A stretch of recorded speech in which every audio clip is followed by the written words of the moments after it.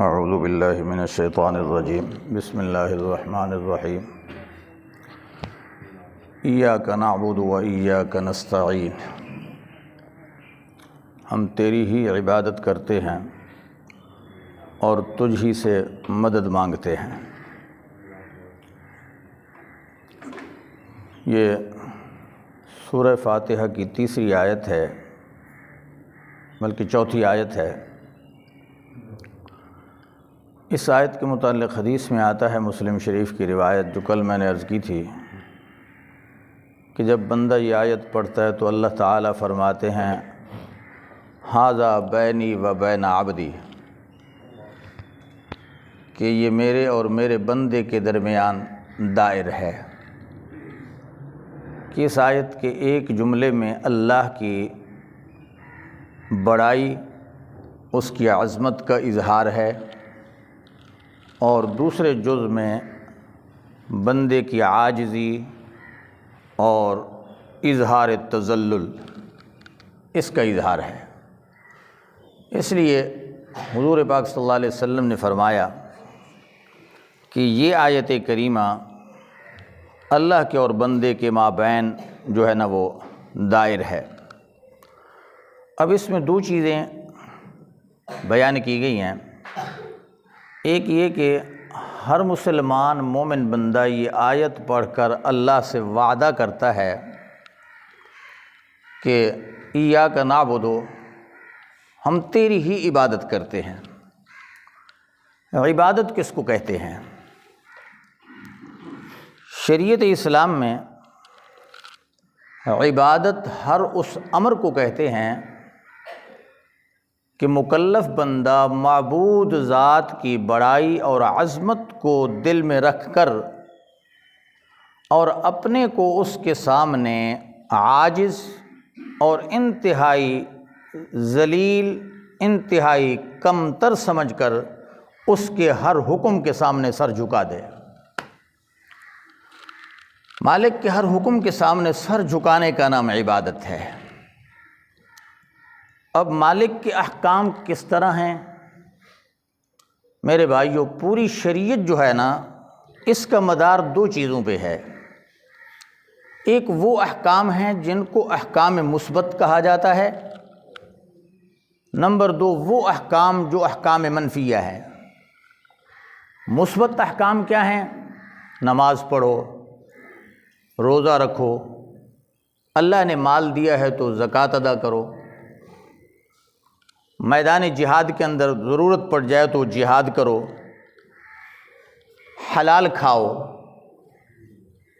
حلال کماؤ، یہ سب مثبت احکام ہیں۔ منفی احکام کیا ہیں؟ زنا نہ کرو، چوری نہ کرو، اللہ کی مخلوق پہ ظلم نہ کرو، اللہ کی ذات کے ساتھ کسی کو شریک نہ کرو، یہ سب منفی احکام ہیں۔ پوری شریعت مطہرہ کا دائرہ ان دو قسم کے احکام کے ارد گرد گھومتا ہے، یا منفی حکم ہوگا یا مثبت ہوگا۔ اب اسلام اور شریعت کا تقاضا یہ ہے کہ جس بندے نے اللہ کے ساتھ یہ عہد کیا ہے، لا الہ الا اللہ محمد الرسول اللہ، یہ کلمہ پڑھ کر، اس کے لیے لازم ہے کہ اللہ کا ہر مثبت حکم مانے، اور اس پر لازم ہے کہ اللہ کے ہر منفی حکم سے بچے۔ مثبت حکم کو اپنانا، اس پر عمل کرنا ہر مسلمان مومن مرد و عورت کے ذمہ لازم ہے، اور منفی احکام سے اپنے آپ کو بچا کے رکھنا یہ شریعت مطہرہ کا ایک حق ہے جو ہم نے اللہ سے یہ عہد کر کے اپنے اوپر لازم کیا ہوا ہے۔ میرے محترم بھائیوں، عبادت جس چیز کا نام ہے، یاد رکھنا اسلام کے اندر عبادت صرف اور صرف ایک اللہ کی ذات کا حق ہے۔ اس حق کے اندر خالق کائنات کے ساتھ دنیا کی کوئی بھی ہستی شریک نہیں ہے۔ عبادت پھر جس قسم کی بھی ہو، مثلا ایک عبادت وہ ہے جس کا تعلق ہمارے ابدان، جسموں کے ساتھ ہے، مثلا نماز ہے، قیام ہے، رکوع ہے، سجدہ ہے، قعدہ ہے، یہ سب وہ افعال ہیں جن کا تعلق ہمارے جسم کے ساتھ ہے، جسم نے یہ کام کرنے ہیں، اور کچھ عبادتیں وہ ہیں جن کا تعلق صرف انسان کے مال کے ساتھ ہے، مثلا زکوٰۃ کا فریضہ ہے، زکوٰۃ کا تعلق مال کے ساتھ ہے۔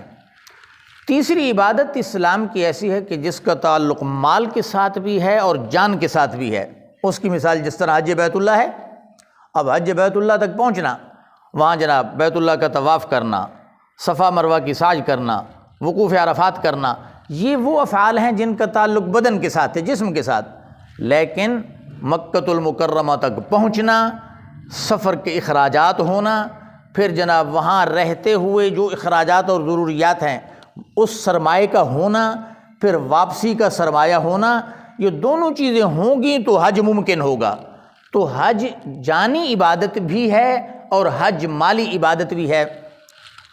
اب شریعت مطہرہ کے اندر جس چیز کا نام عبادت ہے، یہ عبادت صرف ایک اللہ کا حق ہے۔ اللہ کے ماں سوا فرشتہ ہو، کوئی نبی ہو، کوئی رسول ہو، کوئی انسان ہو، کوئی جن ہو، کوئی ولی ہو، کوئی پیر ہو، کوئی فقیر ہو، اللہ کے اس حق میں دنیا کی کوئی ہستی شریک نہیں ہے۔ بخاری شریف کی ایک روایت ہے، رسول اللہ صلی اللہ علیہ وسلم تشریف فرما ہے، صحابہ مختلف مقاصد کے لیے مختلف اطراف کے سفر کیا کرتے تھے، تجارت کے لیے، کسی اور مقصد کے لیے، قیصر و کسریٰ کی طرف، روم کی طرف۔ صحابہ کا ایک قافلہ آیا اور آ کر ان میں سے ایک صحابی حضور سے کہتے، یا رسول اللہ، ہم فلاں بادشاہ کی دربار میں گئے ہیں، ہم نے وہاں کیا دیکھا کہ اس بادشاہ کے ماننے والے رعیت کے لوگ جب اس بادشاہ کی دربار میں آتے ہیں تو اس کو سجدہ کرتے ہیں۔ آپ تو دنیا میں ہمارے لیے سب سے بڑے بادشاہ ہیں، آپ ہمیں اجازت دیں کہ ہم آپ کو سجدہ کریں؟ اب یہ صحابی رسول اللہ سے کہہ رہے ہیں، یا رسول اللہ، آپ اللہ کی مخلوق میں ہمارے لیے سب سے زیادہ محترم ہیں، قابل احترام ہیں، ان بادشاہوں کی حیثیت آپ کے مقابلے میں کیا ہے؟ اس لیے آپ اجازت دیں کہ ہم آپ کو سجدہ کریں۔ قربان جائیے، رسول کریم صلی اللہ علیہ وسلم نے کیا ہی جواب ارشاد فرمایا۔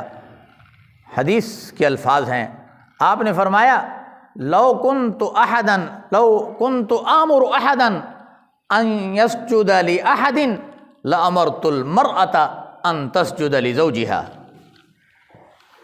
حضور علیہ السلام نے فرمایا، اگر میری امت میں اللہ کے ماں سوا کسی کے لیے سجدہ جائز ہوتا تو میں اپنی امت کی خاتون کو حکم دیتا کہ وہ اپنے شوہر کو سجدہ کرے، لیکن میری اس اسلام کے اندر، مذہب کے اندر، میری امت میں اللہ کے ماں سوا کسی کے لیے سجدہ جائز نہیں ہے۔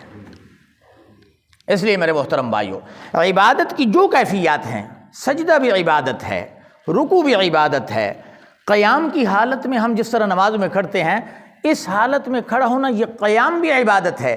اب یہ عبادتیں جتنی ہیں، یہ سب صرف اور صرف اللہ کا حق ہے۔ اللہ کے ماں سوا کسی غیر کو شریک بناؤ گے تو مشرک بن جاؤ گے، مشرک بن جاؤ گے۔ اور شرک دنیا کے گناہوں میں سب سے بڑا گناہ ہے، حتیٰ کہ ایک طرف نبوت ہے، رسالت ہے، کتنا بڑا مقام ہے نبوت و رسالت۔ پھر خود رسول کریم صلی اللہ علیہ وسلم کی ذات کو دیکھیں، اللہ کی مخلوق میں آپ سب سے بڑے باعظمت ہیں۔ یہی معنی ہے نا کہ حضور علیہ السلام کی شان اور عظمت کا اللہ کی مخلوق میں کوئی فرد مقابلہ نہیں کر سکتا۔ سورہ زمر کے اندر اللہ تبارک و تعالی نے رسول اللہ کو خطاب فرمایا ہے، خطاب کے صیغہ کے ساتھ فرمایا، لئن اشرکت لیحبطن عملک ولتکونن من الخاسرین۔ اے میرے پیغمبر، اگر آپ کی زندگی میں ذرا برابر شرک کا صدور ہو گیا، لیحبطن عملک، تو یہ نہ سمجھیے گا کہ میں رسول ہوں اور پیغمبر ہوں، کیا نتیجہ ہوگا؟ شرک کے صدور کا نتیجہ ہوگا لیحبطن عملک، آپ کی زندگی کے تمام اعمال برباد ہو جائیں گے، وَلَتَكُونَنَّ مِنَ الْخَاسِرِينَ، اور آپ کیا ہو جائیں گے؟ ان لوگوں میں شمار ہوں گے جو دنیا میں تباہ ہونے والے ہیں۔ اب شرک کے ساتھ نبوت قائم نہیں رہ سکتی، شرک کے ساتھ رسالت نہیں رہ سکتی، تو کیا خیال ہے ہمارا ایمان رہے گا؟ آج ہم مسلمان ہیں، کلمہ محمد عربی کا پڑھتے ہیں، جناب کوئی عبداللہ غازی کی دربار کے پھیرے لگا رہا ہے، کوئی جناب داتا علی حجویری کے دربار کے پھیرے لگا رہا ہے، کوئی جناب 7 شریف کے اس دربار پہ سجدے کر رہا ہے، کوئی پیروں کی منت اور نظر و نیاز کر رہا ہے۔ میرے بھائیو، نظر ہے تو اللہ کی، نیاز ہے تو اللہ کی، یہ ساری منتیں اور نظر و نیاز عبادات میں سے ہیں، اور عبادت ایک اللہ کا حق ہے، اللہ کے سوا کسی کے لیے جائز نہیں ہے۔ اگر آپ کوئی مسلمان، بکری حلال جانور ہے نا، منت مانتا ہے کہ جناب یہ بکری میں نے منت مانی ہے داتا علی حجویری کی، یا جناب بابا 7 شریف کی، یا فلاں عبداللہ غازی کی، قرآن میرے سامنے پوری ذمہ داری سے کہتا ہوں، اس بکری جو غیر اللہ کے نامزد ہوئی ہے، اس بکری اور خنزیر میں کوئی فرق نہیں ہے۔ آج کیا ہو رہا ہے؟ درباروں میں یہی کچھ ہو رہا ہے، غیر اللہ کی منتیں ہیں، غیر اللہ کی نظر ہے، غیر اللہ کی نیاز ہے۔ ایک طرف یہ آیت ایاک نعبد، اے اللہ ہم تیری ہی عبادت کرتے ہیں، لیکن عملی زندگی میں ہم مسلمان اتنا پیچھے جا چکے ہیں کہ ہماری عبادت اللہ کے ساتھ خاص نہیں رہی، غیر اللہ کی طرف چلی گئی ہے۔ جب غیر اللہ کی طرف ہماری عبادات کا رخ بدلے گا تو پھر نتائج اور ثمرات یہی ہوں گے۔ آج جو کچھ دنیا میں ہم دیکھ رہے ہیں، ہر طرف فتنے ہیں، فساد ہے، کہیں کوئی مصیبت ہے، کہیں کوئی عذاب کی شکل ہے، کہیں کوئی عذاب کی شکل۔ وجہ یہی ہے کہ ہم نے جو اللہ سے عہد کیا تھا، آج ہم نے اللہ سے وہ عہد نبھایا نہیں ہے۔ تو اللہ تعالیٰ ارشاد فرماتے ایاک نعبد، یہ سمجھو ایک دعا ہے، اور دعا بھی وہ ہے، ایک وہ دعا جو میں اپنے الفاظ سے کہوں، ایک وہ دعا ہو جو خود خدا تلقین کرے کہ تم یہ کہو۔ سورہ فاتحہ دعا ہے، اور ایسی پیاری دعا ہے کہ جو اللہ نے اپنے بندوں کو تلقین فرمائی ہے، اس کی تربیت دی ہے کہ اس طرح دعا مانگو۔ جب اس طرح دعا مانگو گے تو کیا ہوگا نتیجہ میں؟ ایک تو دل کے اندر اللہ کی عظمت پیدا ہوگی، اس کی بڑائی، دل و دماغ اس سے لبریز ہو جائے گا، اور جب دل و دماغ اللہ کی عظمت سے لبریز ہوگا، پھر آگے جب مانگو گے، سوال کرو گے اہدنا الصراط المستقیم صراط الذین انعمت علیہم، تو یقیناً اللہ تبارک و تعالی تمہاری اس دعا کو قبول فرما کر دنیا میں ہدایت دیں گے، اور آخرت میں آپ کو ان لوگوں میں اٹھائیں گے جو اللہ کے منعمین لوگ ہیں۔ کیا ہیں؟ انعام یافتہ لوگ ہیں، جیسا کہ قرآن نے کہا انعمت علیہم، جن پر آپ نے انعام فرمایا ہے۔ میرے بھائیو، ہم غور کریں کہ ہماری زندگی میں کہیں شرک کی ملاوٹ تو نہیں ہے، ہمارے اعمال میں کہیں شرک تو نہیں ہے۔ اگر اعمال میں ذرہ برابر شرک آ گیا، شرک ایسے آتا ہے کہ انسان کو پتہ ہی نہیں چلتا، نتیجہ کیا ہوتا ہے؟ شرک کا ارتکاب کر بیٹھتا ہے، اعمال بھی برباد ہو جاتے ہیں، حتیٰ کہ ایمان بھی برباد ہو جاتا ہے۔ اس لیے ایمان صرف قبول کرنا کافی نہیں ہے، ایمان قبول کرنے کے بعد موت تک اس ایمان کو باقی رکھنا لازمی ہے۔ حضور علیہ السلام کی ایک حدیث ہے، آپ نے صحابہ سے فرمایا تجدد الایمان، تجدد الایمان، ایمان کی تجدید کیا کرو۔ صحابہ کہتے ہیں کیف نجدد الایمان یا رسول اللہ، اللہ کے نبی ہم ایمان کی تجدید کیسے کریں؟ فرمایا تجدد الایمان بقول لا الہ الا اللہ، لا الہ الا اللہ کے ذریعے ایمان کی تجدید کیا کرو، لا الہ الا اللہ کے ذریعے۔ ہم باتوں باتوں میں ایسی باتیں کہہ جاتے ہیں کہ جس سے کفر لازم آ جاتا ہے، جس سے شرک لازم آتا ہے، عقائد کا پتہ نہیں ہوتا، اصول دین کا علم نہیں ہوتا، لا علمی کے اندر ایسی باتیں یا ایسے افعال کر بیٹھتے ہیں جس کا نتیجہ یہ ہوتا ہے میرے بھائیوں کہ ایمان سے محرومی ہو جاتی ہے۔ اس لیے علماء سے تعلق رکھو، شریعت سے تعلق رکھو، رسول اللہ صلی اللہ علیہ وسلم کی سنت طیبہ کے ساتھ تعلق رکھو، اصول دین کو سمجھو، قرآن کو سمجھو۔ جب ان چیزوں کو ہم نے سمجھ لیا، خدا کی قسم کھا کر کہتا ہوں ہمارا ایمان بھی محفوظ ہوگا، اعمال بھی محفوظ ہوں گے، زندگی بھی کامیاب ہوگی، اور اس دنیا سے جب رخصت ہوں گے تو اللہ کے ہاں بھی سرخرو ہوں گے۔ اللہ تعالی ہم سب کو عمل کی توفیق عطا فرمائیں۔ وآخر دعوانا ان الحمد للہ رب العالمین۔